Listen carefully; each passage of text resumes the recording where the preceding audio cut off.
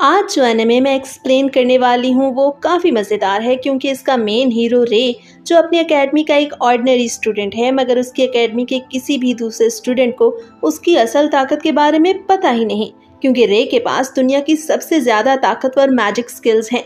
उसे हर कोई आम घर से ताल्लुक़ रखने की वजह से मिसट्रीट करता है, मगर असल में तो रे बहुत ख़ास है। तो कहानी के शुरू में हम देखते हैं कि रे और उसके साथी एक कब्रिस्तान में मौजूद हैं, जहां वो किसी की कब्र के पास काफी दुखी खड़े हैं। तब फ्लैशबैक में हमें दिखाया जाता है कि रे एक जंग के मैदान में खड़ा है, जहां उसे अपना दोस्त दिखाई देता है, लेकिन अचानक ही उसके दोस्त की बॉडी फट जाती है और हर तरफ खून बिखर जाता है।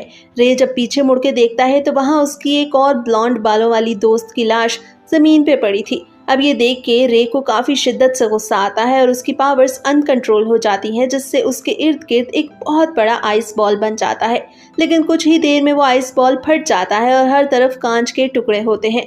तब रे अपनी उस दूसरी ब्लॉन्ड बालों वाली दोस्त को उठा के खड़ा था। इसके बाद सीन एक एकेडमी में शिफ्ट होता है, जहाँ पर रे ने अभी अभी एडमिशन लिया था। वो एक बुक के जरिए अपनी क्लासरूम का रास्ता ढूंढ ही रहा था कि तभी एक लड़की उससे टकरा के नीचे गिरने लगती है, मगर रे उसका हाथ पकड़ के उसे बचा लेता है। ये देख के वो लड़की शर्माने लगती है। उसके पीछे खड़ी दो लड़कियां आपस में बात करती हैं और बताती हैं कि आज एकेडमी में एक ऑर्डिनरी स्टूडेंट आने वाला है, शायद ये वही है। ये सुन के वो लड़की जिसे रे ने गिरने से बचाया था अचानक पीछे हटती है और ऐसे प्रिटेंड करती है जैसे उसने किसी गंदी चीज को छू लिया हो। ऐसा इसलिए था क्योंकि उस एकेडमी में सिर्फ अमीरों के बच्चे पढ़ने आया करते थे, या फिर दूसरे वो जिन्हें मैजिक आता था, मगर रे में तो ऐसी कोई क्वालिटी नहीं पाई जाती थी। अब तभी वहाँ एक और स्टूडेंट एल्बर्ट आता है, जो रे को बताता है कि इस एकेडमी में सिर्फ अपर क्लास और एलीट क्लास के बच्चे ही पढ़ सकते हैं, तुम जैसे ऑर्डिनरी स्टूडेंट्स नहीं।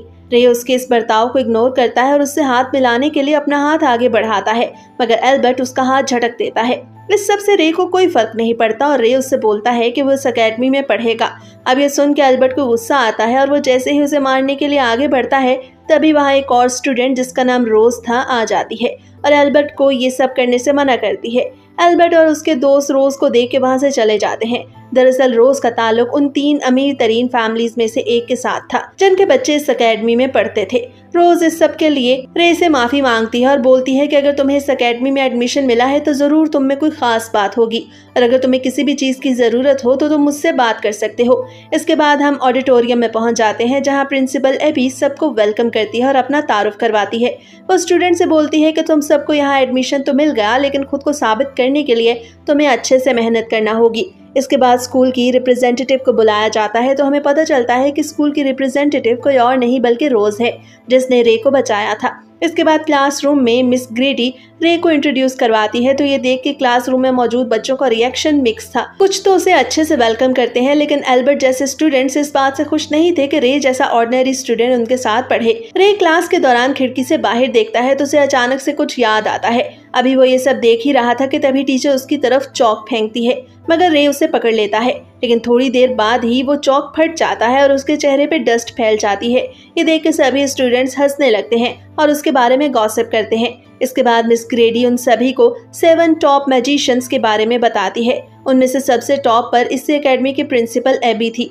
दूसरे नंबर पर कैरोलाइन नामी एक प्रोफेसर थी, जबकि तीसरे नंबर की मैजिशियन अपना लास्ट टास्क पूरा करने के बाद गायब थी और उसके बारे में किसी को भी नहीं पता था, जबकि बाकी रह जाने वाले 4 मैजिशियंस के बारे में भी कोई ज्यादा नहीं जानता था। मिस ग्रेडी सब स्टूडेंट्स को उन 7 ग्रेट मैजिशियंस जैसा बनने को बोलती है। ये सुन के एल्बर्ट हाथ खड़ा करता है और टीचर से बोलता है कि अगर इन सभी को एक ग्रेट मैजिशियन बनना है तो फिर रे जैसे ऑर्डिनरी स्टूडेंट्स का क्लास में या इस एकेडमी में क्या काम। ये सुन के मिस ग्रेडी को गुस्सा आता है और वो एल्बर्ट से बोलती है कि रे ने इस एकेडमी का एंट्रेंस टेस्ट सबसे ज्यादा स्कोर के साथ पास किया है और वो अपने बल पे ही यहाँ पहुंचने में कामयाब हुआ है। इसके बाद टीचर उन सभी स्टूडेंट्स को कोड 3 मैजिक का इस्तेमाल करके ऑब्जेक्ट्स को बनाना और इरेज करना सिखाती है। रोज टीचर से पूछती है कि उन ऑब्जेक्ट्स को क्रिएट करने की लिमिट क्या है, तो टीचर बताती है कि ऐसा बिल्कुल नहीं है।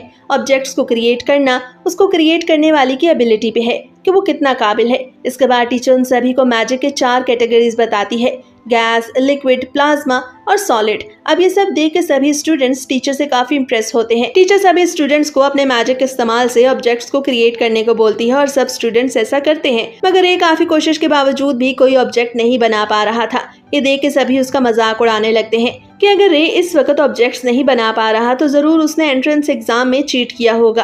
क्लास खत्म होने के बाद रे जब कॉरिडोर से गुजर रहा था तो उसे एक हुडी पहने हुए लड़की दिखाई देती है जो उसकी क्लास फेलो थी और क्लास के दौरान रे ने उसे नोटिस भी किया था।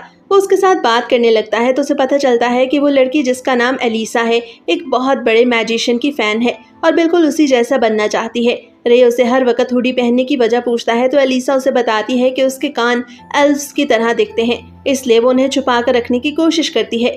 मगर रे के मुताबिक उसके कान बहुत अच्छे थे और ये सुन के एलिसा ब्लश करने लगती है। शाम को रे जब हॉस्टल जाता है तो वो अपने रूममेट से मिलता है जिसका नाम एवी था, मगर एवी बाकी स्टूडेंट्स के बरक्स रे से अच्छे से मिलता है। वो दोनों ही एक जैसी हॉबीज रखते थे और अपनी फिटनेस को हमेशा प्रायोरिटी देते थे। अगले दिन ट्रेनिंग के दौरान रे एक लड़की के पास से तेजी से गुजरता है जिससे उस लड़की के कपड़े उड़ते हैं। ये देख के रे उस लड़की से माफी मांगता है। उस लड़की का नाम रेबिका था। वो 3rd ईयर की स्टूडेंट थी और वो भी रोज की तरह टॉप 3 फैमिलीज से ताल्लुक रखती थी। अगले दिन एवी रे को रेबिका और रोज की फैमिलीज के बारे में बताता है कि उन दोनों की फैमिलीज काफी अमीर हैं और वो लड़कियां अमीर फैमिली से ताल्लुक रखने के बावजूद काफी इंटेलिजेंट और स्मार्ट हैं। स्कूल में आने के बाद रे एवी से बोलता है कि उसे प्रिंसिपल ने अपने रूम में बुलाया है। अब रे जैसे ही प्रिंसिपल के रूम की तरफ जाने लगता है तो उसे एक लड़की टकरा जाती है जिसका नाम क्लैरिस था और वो भी रॉयल फैमिली से ताल्लुक रखती थी, लेकिन उसके स्टेटस के बारे में अभी ज्यादा लोग नहीं जानते थे। रे उसकी तरफ देखता है तो वो लड़की उससे बातें करने लगती है। रे प्रिंसिपल के ऑफिस में जाना चाहता था मगर वो लड़की चुप ही नहीं हो रही थी। रे किसी तरह प्रिंसिपल के ऑफिस में पहुंच जाता है। तब वो प्रिंसिपल को जर्नल कह के पुकारता है तो प्रिंसिपल एबी उससे बोलती है कि हम इस वक्त स्कूल में हैं, तो मुझे प्रिंसिपल कह के पुकार सकते हो। प्रिंसिपल एबी ने रे को ऐसा क्यों कहा ये तो हमें आगे चल के ही पता चलेगा। इसके बाद सारे स्टूडेंट्स को ग्राउंड में फाइट ट्रेनिंग के लिए जमा किया जाता है और फिर बताया जाता है कि पहली फाइट एल्बर्ट और रे के दरमियान होगी। एल्बर्ट को तो पहले ही रे पे गुस्सा था, लेकिन जब फाइट शुरू होती है तो रे आसानी से एल्बर्ट को हरा देता है और कहता है कि तुम्हें अभी और ज्यादा मेहनत की जरूरत है। ये सुन के एल्बर्ट को गुस्सा आता है और दूसरे राउंड में भी रे एल्बर्ट को हरा कर उसकी स्वर्ड ही तोड़ देता है। सीन चेंज होता है और हम देखते हैं कि रे और एवी अपने कमरे में एक्सरसाइज कर रहे हैं। तभी रे एवी को किसी क्लब को ज्वाइन करने के बारे में बताता है जिस पर एवी उसे दोबारा से सोचने को बोलता है। तब रे उसे अपने पास से गोल्डन कार्ड दिखाता है और वो कार्ड देख के एवी भी हैरान रह गया था। इसके बाद हम देखते हैं कि रे क्लब में पहुंच जाता है। वहाँ काफी सारे बॉडी बिल्डर्स बैठे थे। उनमें से एक रे को देख के बोलता है कि मुझे नहीं लगता कि तुम हमारी ट्रेनिंग को सह पाओगे क्योंकि तुम तो दिखने में काफी दुबले पतले हो। ये सुन के रे जैसे ही अपने कपड़ों को उतारता है तो उसकी अच्छी खासी बॉडी को देख के वहाँ मौजूद सभी बॉडी बिल्डर्स हैरान रह जाते हैं। और फिर उस गोल्डन कार्ड के बारे में बताया जाता है कि वो हर किसी को नहीं मिलता और उसे हासिल करना काफी मुश्किल है क्योंकि इसके लिए आपको जिस्मानी तौर पे अच्छा खासा फिट होना पड़ता है। और रे ने ये साबित कर दिया था कि उसकी बॉडी वहाँ मौजूद सभी बॉडी बिल्डर्स में सबसे बेस्ट है। ये सब देख के उस क्लब के मेंबर्स रे को वेलकम करते हैं। इसके बाद रे गार्डनिंग क्लब की ज्वाइनिंग के लिए निकलता है तो उसे पता चलता है कि उस क्लब की लीडर रेबिका है। दरअसल रे एवी से उसी क्लब को ज्वाइन करने के बारे में बात कर रहा था, मगर लड़कियों को समझ नहीं आ रहा था कि आखिर एक लड़का इस गार्डनिंग क्लब को ज्वाइन करने क्यों आया है। रे उन सभी को बताता है कि उसे पौधे बहुत पसंद है क्योंकि जो भी हो जाए पौधे हर वक्त बढ़ते ही रहते हैं। उनमें से एक लड़की डीना रेबिका से बोलती है कि ये गार्डनिंग क्लब को सिर्फ तुम्हें ट्रैप करने के लिए ज्वाइन करना चाहता है, जिस पर रेबिका डीना से कहती है कि तुम इसका टेस्ट लो, अगर इसने टेस्ट पास कर लिया तो फिर हम इसे गार्डनिंग क्लब में रख लेंगे। ये सुन के डीना रे को एक जगह ले जाती है जहाँ पर काफी सारी घास उगी हुई थी। डीना रे से बोलती है कि तुम्हें ये सारी घास साफ करना होगी और अगर तुमने टेस्ट पास कर लिया तो फिर तुम्हें गार्डनिंग क्लब में ऐड कर लिया जाएगा। ये सुनकर रे अपने काम पे लग जाता है और वहाँ मौजूद सारी घास को साफ करता है। वो वहाँ छोटी छोटी दीवारें भी बनाता है ताकि पार्टीशन करके वहाँ फूल भी लगाए जा सके। कुछ देर में वहाँ रेबिका आती है जो रे के लिए सैंडविचेस लाई थी। तब रे उन सैंडविचेस को खाने लगता है, मगर तभी उन दोनों को शोर की आवाज सुनाई देती है, जिस पर वो दोनों नीचे देखते हैं तो उन्हें पता चलता है कि वहाँ पर स्वर्ड प्रैक्टिस हो रही है। रेबिका रे को बताती है कि कुछ ही दिनों में स्वर्ड कंपटीशन है जिसमें से बेस्ट स्वर्ड मैन को चुना जाएगा। ये सुनकर रे सोचता है कि उसे भी इस कंपटीशन में हिस्सा लेना चाहिए। तभी रेबिका उसकी बॉडी की तरफ देखती है और फिर वो उससे रिक्वेस्ट करती है कि वो उसकी बॉडी को टच करना चाहती है क्योंकि रे की बॉडी काफी शानदार थी। इसके बाद सीन चेंज होता है और हम देखते हैं कि रे ने वहाँ का सारा काम मुकम्मल कर लिया है और उसने टेस्ट भी पास कर लिया, जिस पर डीना उसे गार्डनिंग क्लब में रखने पे मान जाती है। इसके बाद प्रिंसिपल एबी रे से मिलने आती है और उसे बताती है कि किसी एजेंसी का कोई जासूस इस वक्त उनकी एकेडमी में मौजूद है, इसलिए रे को एहतियात करनी चाहिए। प्रिंसिपल एबी रे को एक लेटर भी देती है। इसके बाद रे स्कूल के बाहर जाता है तो उसे दोबारा क्लैरिस दिखाई देती है जो जमीन पर रेंगने वाले कीड़ों को बहुत गौर से देख रही थी। क्लैरिस उसे बताती है कि उसका कोई भी दोस्त नहीं और ना ही कोई उससे बात करता है। ये सुन के रे उसे अपना दोस्त बना लेता है। क्लैरिस को उन कीड़ों को देखना काफी पसंद था, इसलिए वो रे के साथ जंगल में उन कीड़ों को देखने का प्लान बनाती है। अगले दिन क्लासरूम में टीचर रे को मैजिक के मुख्तलिफ टेक्निक्स के बारे में बताने को बोलती है, जिस पर रे उन सभी टेक्निक्स का सही नाम बताता है। ये सुनकर सभी स्टूडेंट्स हैरान होते हैं, क्योंकि किसी को भी रे से ये उम्मीद नहीं थी कि वो इतने अच्छे से ये सब जानता होगा। इसके बाद टीचर उन सबको बताती है कि आज उनका प्रैक्टिकल एग्जाम है और उसमें जाने से पहले उन सबको 4-4 का ग्रुप बनाना होगा, जिस पर रे, एलिसा, रोज और एवी का ग्रुप बनता है। अब रोज को उनके ग्रुप में देख के सभी स्टूडेंट्स हैरान थे कि आखिर वो उस ऑर्डिनरी स्टूडेंट के साथ क्या कर रही है। प्रैक्टिकल एग्जाम के लिए वो सभी एक फॉरेस्ट के पास पहुंच जाते हैं, जहां टीचर उन सभी को बताती है कि उन्हें ज्यादा से ज्यादा स्टैम्प्स को इकट्ठा करना होगा और जिस भी ग्रुप के पास ज्यादा स्टैम्प्स होंगी वो जीत जाएगा। इसके अलावा जंगल में काफी सारे मॉन्स्टर्स हैं, इसलिए उनको अपनी फाइटिंग स्किल्स का भी इस्तेमाल करना होगा। एग्जाम शुरू होते ही सभी ग्रुप्स जंगल के अंदर चले जाते हैं, जहां एलिसा को एक मॉन्स्टर दिखाई देता है और उसे देख के वो काफी डर जाती है, मगर रे वहां पहुंच जाता है और एक ही वार में उस मॉन्स्टर को मार देता है। दूसरी तरफ एल्बर्ट और उसका ग्रुप जंगल में खो गया था और उन्हें अभी तक कोई भी स्टैम्प नहीं मिला था, जबकि रे के ग्रुप ने एक स्टैम्प हासिल कर लिया था। अब इसी तरह उन्हें वहां रहते हुए रात हो जाती है। तब रे के साथी उसकी फाइटिंग स्किल्स और सर्वाइवल स्किल्स की तारीफ करते हैं। ये सब देख के रोज को रे पे शक होता है कि शायद वो उनसे कुछ छुपा रहा है। बातें करते करते जब ज्यादा वक्त बीत जाता है तो वो सभी सो जाते हैं, मगर रे जाग कर आस पास नजर रख रहा था। तब उसे अपने जर्नल की बात याद आती है, जिन्होंने उसे कहा था कि अगर तुम एक नॉर्मल जिंदगी गुजारना चाहते हो तो तुम्हें सबसे अपनी आइडेंटिटी को छुपा के रखना होगा। रे ये सब सोच ही रहा था कि तभी उन्हें कुछ शोर सुनाई देता है। वो सब भाग के शोर की तरफ जाते हैं तो उन्हें पता चलता है कि एल्बर्ट और उसके ग्रुप पे एक मॉन्स्टर ने हमला कर दिया है। अब वो मॉन्स्टर एल्बर्ट पे हमला करने ही वाला था कि वहाँ रे पहुंच जाता है, जिस पर वो मॉन्स्टर अब रे पे हमला करने लगता है, मगर रे खुद को बचाते हुए उस मॉन्स्टर को एक ही वार में मार देता है। फिर वो आगे बढ़ के एल्बर्ट को हाथ दे के उठाने की कोशिश करता है, मगर एल्बर्ट इस बार भी उसका हाथ झटक देता है, क्योंकि वो एक ऑर्डिनरी शख्स से मदद नहीं लेना चाहता था। ये सब देख के रोज को पक्का शक हो जाता है और इस बार वो रे से पूछ ही लेती है कि आखिर तुम कौन हो। दूसरी तरफ रे के साथी एल्बर्ट के साथियों को दरख्त से नीचे उतार रहे थे, जिन्हें मॉन्स्टर ने अपने स्लाइवा के जरिए दरख्त के साथ चिपका दिया था। इधर रे और रोज बात कर ही रहे थे कि दरख्त के पीछे से कोई उस मॉन्स्टर को दोबारा से जिंदा कर देता है और इस बार उस मॉन्स्टर की अपीयरेंस भी बदल गई थी।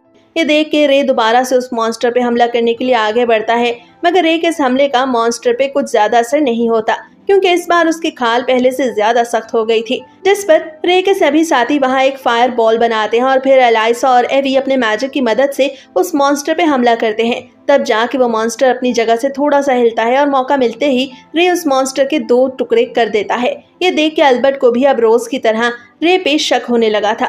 एल्बर्ट के दोस्त उससे बोलते हैं कि हम जैसा रे के बारे में सोचते थे वो ऐसा बिल्कुल भी नहीं है, मगर एल्बर्ट अब भी रे से जेलस था, क्योंकि वो इस बात को हजम ही नहीं कर पा रहा था कि कोई ऑर्डिनरी इंसान उसका दोस्त बने। इधर रे और उसके ग्रुप ने आखिरी स्टैम्प को भी हासिल कर लिया था। फॉरेस्ट से बाहर आने पे रे और उसके ग्रुप को प्रैक्टिकल एग्जाम का विनर बना दिया जाता है, क्योंकि उनके पास अब तक सबसे ज्यादा इकट्ठी की जाने वाली स्टैम्प्स थी। लेकिन आसपास मौजूद स्टूडेंट्स इस फैसले से बिल्कुल भी खुश नहीं थे कि रे को एक आम इंसान होने के बावजूद इतनी ज्यादा अहमियत दी जाए। अब सीन चेंज होता है और हम एक घर में एक लेडी को देखते हैं जो किसी का इंतजार कर रही थी। तब उसकी मेड उसे आके बताती है कि वो जिसका इंतजार कर रही थी वो आ चुका है और यहाँ वो लेडी रे का ही इंतजार कर रही थी। हमें पता चलता है कि वो लेडी रे की मास्टर है। वो इस बात से काफी खुश थी कि रे एक नॉर्मल जिंदगी गुजारने में कामयाब हो रहा है।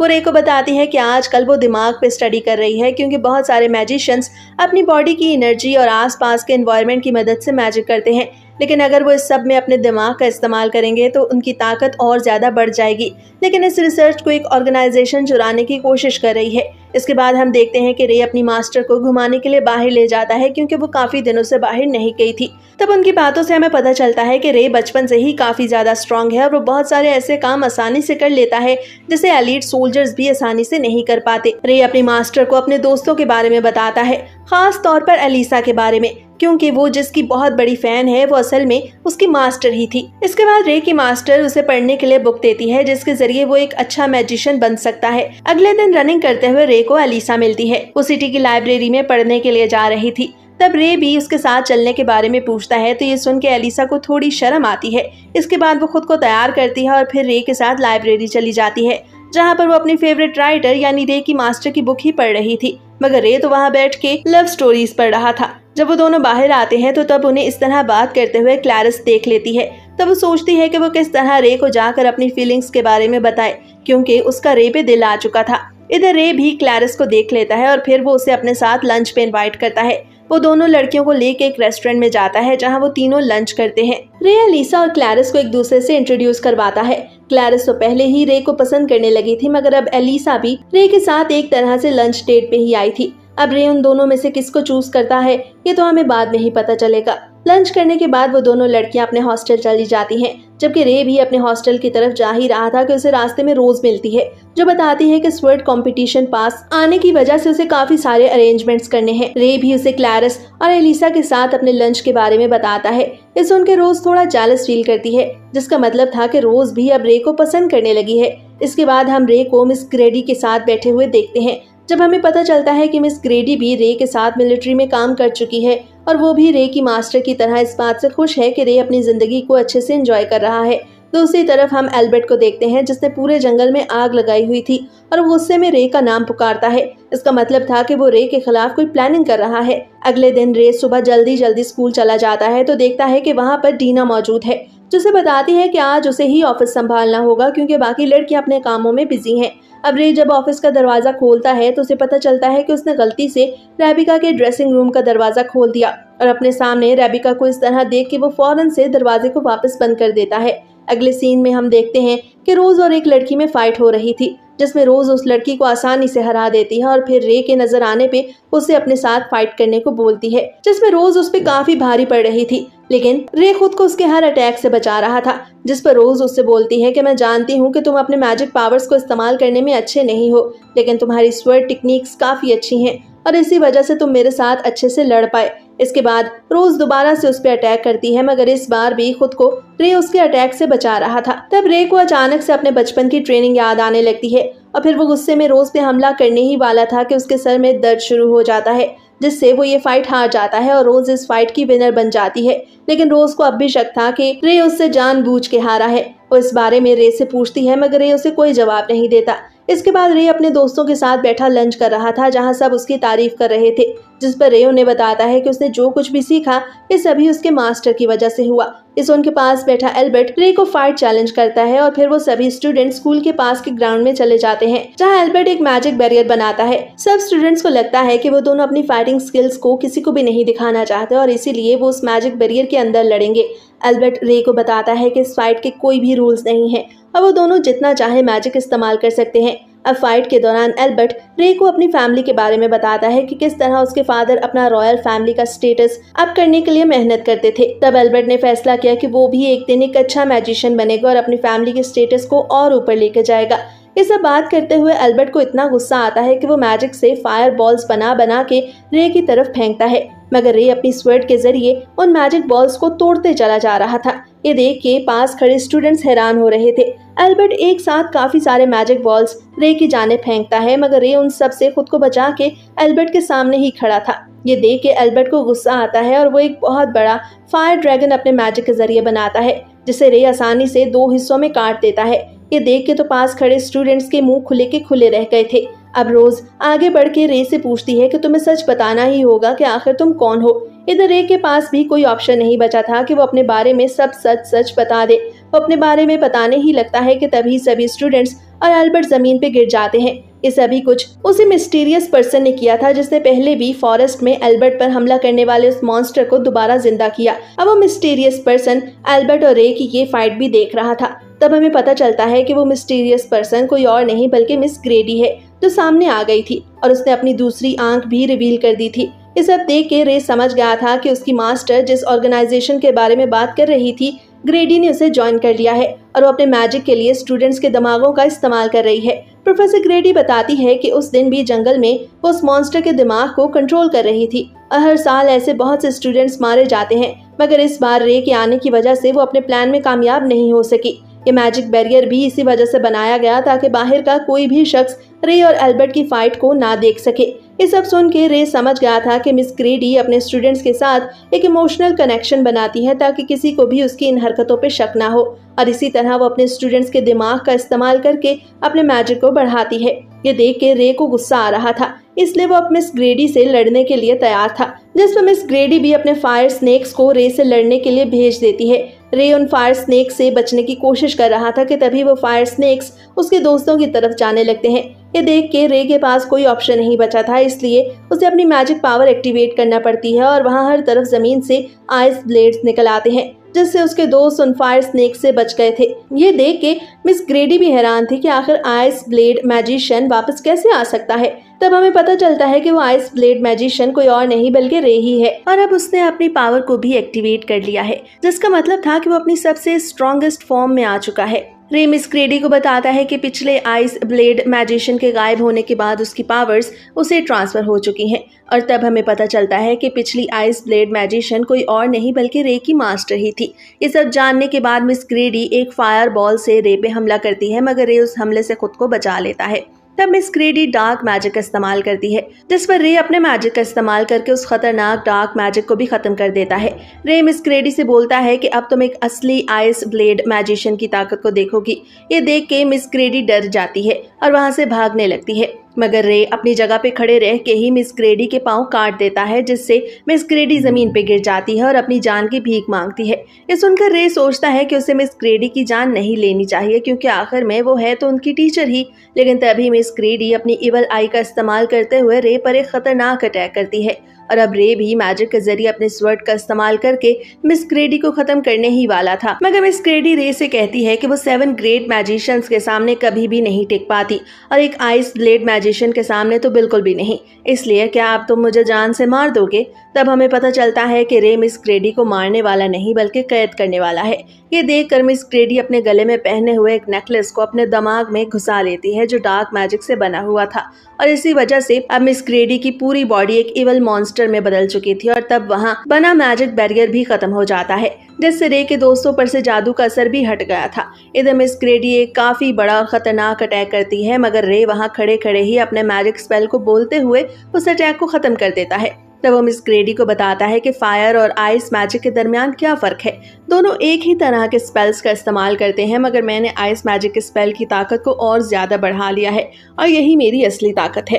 अब ये सुन के मिस ग्रेडी का मुंह खुले का खुला ही रह गया था, क्योंकि कोई भी अपने मैजिक स्पेल की ताकत को इतना ज्यादा नहीं बढ़ा सकता। लेकिन फिर भी वो रे की तरफ एक खतरनाक अटैक करती है, जिसे रे आसानी से डॉज करता है। लेकिन ज्यादा आइस मैजिक इस्तेमाल करने की वजह से रे की बॉडी भी फ्रीज हो रही थी, तो यही बात मिस ग्रेडी भी नोटिस कर लेती है, इसलिए वो एक खतरनाक अटैक दोबारा से करती है, जिससे रे खुद को बचा तो लेता है, मगर इस बार उसकी स्वर्ड टूट गई थी। ये देखते हुए रे फाइनल अटैक करता है और एक टॉर्नाडो के अंदर मिस ग्रेडी को कैद कर देता है। साथ में वो उस टॉर्नाडो के ऊपर गुलाब के फूल भी लगाता है, लेकिन इस सब के बाद रे काफी कमजोर हो चुका था, वो जमीन पे गिर जाता है। तब उसके दोस्त उसे बचाने के लिए आगे बढ़ते हैं, और यही बात रे को हौसला देती है कि आज वो अपने मैजिक के इस्तेमाल से अपने दोस्तों की जान बचा पाया। तब फ्लैशबैक में हमें दिखाया जाता है कि रे का बचपन कैसा था और किस तरह वो जख्मी हालत में अपनी मास्टर को मिला था। तब मास्टर उसे उठा के जनरल के पास ले आती है और अपने साथ रखने की इजाजत मांगती है, लेकिन कुछ अरसे बाद प्रिंसिपल एबी मास्टर के पास आती है और बताती है कि वो रे को अपने साथ नहीं रख सकती, क्योंकि रे जिस ग्रुप से बिलोंग करता है उनके बिलीव्स अलग तरह के हैं। ये सब सुन के मास्टर को काफी गुस्सा आता है कि वो सभी एक बच्चे के बारे में ऐसी बात कैसे कर सकते हैं। दूसरी तरफ रे को भी होश आ गया था। तब 7 ग्रेट मैजिशियंस में से एक कैरोलिन, जो प्रेजेंट में अब मिसिंग है, रे से उसका नाम पूछती है, लेकिन काफी बार नाम पूछने के बावजूद रे उन सबको कुछ भी नहीं बताता। तब प्रोफेसर उसके पास आती है तो रे उनको अपना नाम बताता है। धीरे धीरे वो सभी रे को पसंद करने लगते हैं, यहाँ तक कि कैरोलिन जनरल से इस बात पे लड़ने लगती है, मगर जनरल का कहना था कि वो सभी ज्यादातर अपने मिशंस की वजह से बाहर रहते हैं, इसलिए कोई भी रे का ध्यान नहीं रख सकता। जनरल इस बारे में मास्टर से भी पूछता है, मगर तभी वहाँ रे आ जाता है, तो मास्टर रे से उसकी राय पूछती है कि आखिर वो क्या चाहता है। रे उन सबको बताता है कि वो उनके साथ रहना चाहता है। ये सुन के मास्टर काफी खुश होती है और जनरल भी रे को अपने साथ रखने की इजाजत दे देता है। तब मास्टर रे को बताती है कि वो उसे एक अच्छा मैजिशियन बनाएगी, और ये सब सुन के रे भी अब काफी एक्साइटेड था। इसी तरह 6 साल का वक्त बीत जाता है। रे काफी बड़ा हो गया था और वो अपनी मैजिक पावर्स को भी बहुत अच्छे से इस्तेमाल करता था। यहाँ तक कि उसने एक ही बार में अपनी मैजिक पावर से सामने वाली आर्मी को मुकम्मल तौर पर खत्म कर दिया। ये देख के सभी सोल्जर्स हैरान थे कि आखिर ये छोटा बच्चा कौन है। अब एक मीटिंग में उन सबको पता चलता है कि कंट्री में काफी सारे मैजिशियंस होने की वजह से सोल्जर्स की जान को खतरा है, इसलिए जनरल रे को वहां से किसी सेफ जगह जाने को बोलता है। मगर रे अपने मास्टर की बात सोचता है, क्योंकि उसके मास्टर ने उसे कहा था कि जिसके पास जितनी ज्यादा ताकत होती है उसकी जिम्मेदारी भी उतनी ज्यादा ही होती है, इसलिए रे उस जगह को छोड़ के नहीं जाना चाहता था। तभी उसके पास हार्वर्ड नामी एक सोल्जर आता है जिसे हमने एनिमे के शुरू में देखा था। वो मजाक मजाक में सबको बोलता है कि वो रे की हिफाजत करेगा। इसके बाद सीन डायरेक्ट वहां शिफ्ट होता है जब हम शुरू में देखते हैं कि हार्वर्ड नामी उस सोल्जर को किसी अननोन ताकत ने बहुत बेदर्दी से मार दिया और तभी रे अपनी पावर्स को कंट्रोल नहीं कर पाता और एक बहुत बड़ा आइस बॉल बन जाता है। इसके बाद प्रेजेंट में अब रे हॉस्पिटल में एडमिट है और होश आने के बाद वो देखता है कि उसके आसपास उसकी मास्टर और प्रिंसिपल एबी भी खड़ी है। रे को लगा था कि उसकी मास्टर उस इंसिडेंट की वजह से उससे नाराज होगी, मगर ऐसा नहीं था। उसकी मास्टर इस बात से खुश थी कि रे ने अपने दोस्तों को बचाने के लिए अपनी पावर का इस्तेमाल किया। ये कह के मास्टर वहां से चली जाती है। प्रिंसिपल एबी रे से बोलती है कि वो शुरू में तो इस फैसले के खिलाफ थी कि रे को इस अकेडमी में एडमिशन दिया जाए, मगर फिर मास्टर प्रिंसिपल के पास आती है और रे को इस अकेडमी में एडमिशन देने की रिक्वेस्ट करती है, क्योंकि वो चाहती थी कि रे एक नॉर्मल जिंदगी गुजारे। और ये देखते हुए ही प्रिंसिपल एबी ने रे को इस अकेडमी में एडमिशन दिया था। इधर रे की मास्टर रोने लगती है क्योंकि उसे रे की काफी ज्यादा परवाह थी। ये सब जानने के बाद रे की आंखों में भी आंसू आ जाते हैं, क्योंकि उसकी मास्टर ने उसके लिए इतनी ज्यादा एफर्ट की थी। प्रिंसिपल एबी के वहां से चले जाने के बाद रे के दोस्त उसके पास आते हैं तो रे उन्हें अपनी हिस्ट्री बताता है और कहता है कि उन 7 ग्रेट मैजिशियंस में से एक है और बैटलफील्ड में होने वाले उस वाक़े के बाद जिसमें उसने अपने दोस्त को खो दिया था, लेकिन साथ में अपनी मास्टर की दोनों टांगे भी उसकी अनकंट्रोल पावर्स की वजह से चली गई, इसलिए अब उसे जिंदा रहने का कोई हक नहीं है। ये सब सुन के तो उसके दोस्त हैरान रह जाते हैं, लेकिन रोज आगे बढ़ के उसे तसल्ली देती है और बोलती है कि वो जैसा भी है उन सभी को बहुत पसंद है, वो सभी हमेशा उसके साथ रहने का फैसला करते हैं। ये देख के रे को अपनी पुरानी टीम याद आ जाती है। इसके बाद रात को हम देखते हैं कि एल्बर्ट रे से मिलने आता है तो रे उसे माफ कर देता है, क्योंकि एल्बर्ट उससे अपने किए की माफी मांगने आया था। साथ में रे एल्बर्ट को काफी सारी एडवाइसेस भी देता है, जिसे सुनने के बाद एल्बर्ट को अपनी गलती का एहसास होता है और वो फैसला करता है कि आइंदा वो किसी भी स्टूडेंट को खुद से कम नहीं समझेगा। अगले दिन स्कूल में एक नई टीचर आती है जो कि कोई और नहीं बल्कि कैरोलिन थी, जिसे देख के रे तो हैरान ही रह गया था कि आखिर वो कहाँ से आ गई। सभी स्टूडेंट्स कैरोलिन को उसके फ्रेंडली बिहेवियर की वजह से काफी पसंद करते हैं। कैरोलिन उन सबको आने वाले स्वर्ड कंपटीशन के बारे में बताती है, जिसमें 3 अकेडमीज हिस्सा लेंगी। हर अकेडमी की अलग अलग स्किल होने की वजह से वो तीनों अकेडमीज ही काफी खास थी, जिनमें एक उनकी अपनी अकेडमी थी। ये देखने के बाद रे प्रिंसिपल के पास जाता है और इस बात पर गुस्सा करता है कि आखिर उन्होंने कैरोलिन को यहाँ पे क्यों बुलाया। प्रिंसिपल उसे बताती है कि कैरोलिन फ्री थी, इसलिए उसे इस कंपटीशन के लिए यहाँ बुलाया गया और स्टूडेंट्स भी उसे काफी पसंद करते हैं।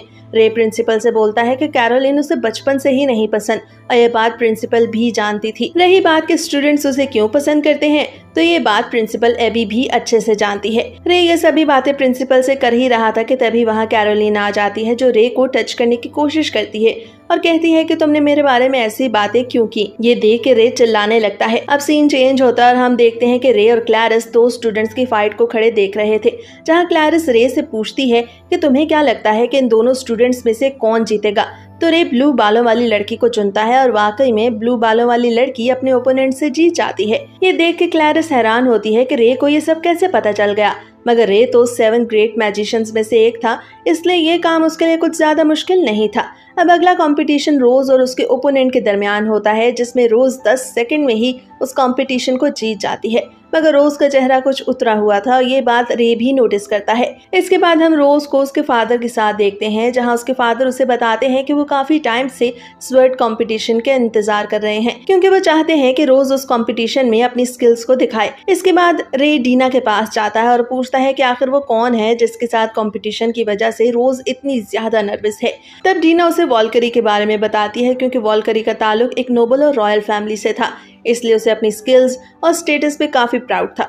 इसके बाद हम रोज और एल्बर्ट की फाइट को देखते हैं, जिसपे एल्बर्ट हारने के बावजूद बहुत अच्छे से सबके साथ पेश आता है और ये बात देख के उसके दोस्त काफी हैरान थे, क्योंकि वो कंपटीशन रोज ने जीत लिया था।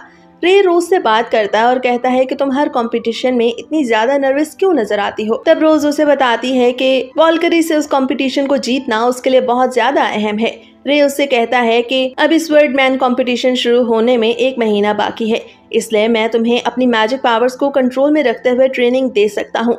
ये सुन के रोज उसकी इस ऑफर को एक्सेप्ट कर लेती है। इसके बाद फ्लैशबैक में हमें दिखाया जाता है कि किस तरह एक पार्टी में रोज अकेले खड़ी थी कि तभी उसके पास वॉल्करी आती है और इस तरह उन दोनों के दरमियान काफी अच्छी दोस्ती हो जाती है। फिर एक दिन रोज वॉल्करी से सबका शुक्रिया अदा करती है और इस तरह उनकी दोस्ती और पक्की हो जाती है। लेकिन फिर एक स्वर्ड मैन कंपटीशन में वॉल्करी रोज को हरा देती है। ये सब रोज को काफी बुरा लगता है क्योंकि उसका ताल्लुक भी एक नोबल फैमिली से था और इस तरह उनकी दोस्ती में काफी दूरी आ जाती है। प्रेजेंट में रोज की ट्रेनिंग शुरू हो गई थी, लेकिन रे वहाँ मास्क पहन के आया था, इसलिए रोज उसे पहचान नहीं पाती। रे उससे कहता है कि आज से मैं तुम्हारा मास्टर हूँ और तुम मुझे रेंजर कह के पुकारोगी। रोज को समझ नहीं आ रहा था कि आखिर रे को क्या हो गया है। रे रोज को बताता है कि उसे 20 किलोमीटर की दौड़ लगाना होगी और इसमें वो किसी भी टूल का सहारा नहीं ले सकती। अब इसी तरह रोजाना रे रोज को ट्रेन करता। फिर एक दिन रोज अपने कमरे में सोई हुई थी तो वो देखती है कि कोई उसकी खिड़की के बाहर बर्तन बजा के उसे जगा रहा है और वो कोई और नहीं बल्कि रे था, जिसका मतलब था कि रे रोज को हर हाल में ट्रेनिंग करवाना चाहता था ताकि वो वॉल्करी से होने वाले उस स्वर्ड मैन कंपटीशन को आसानी से जीत सके। अब क्या रोज उस कंपटीशन को जीत पाएगी या नहीं, ये तो हमें इस एनिमे के नेक्स्ट पार्ट में ही पता चलेगा।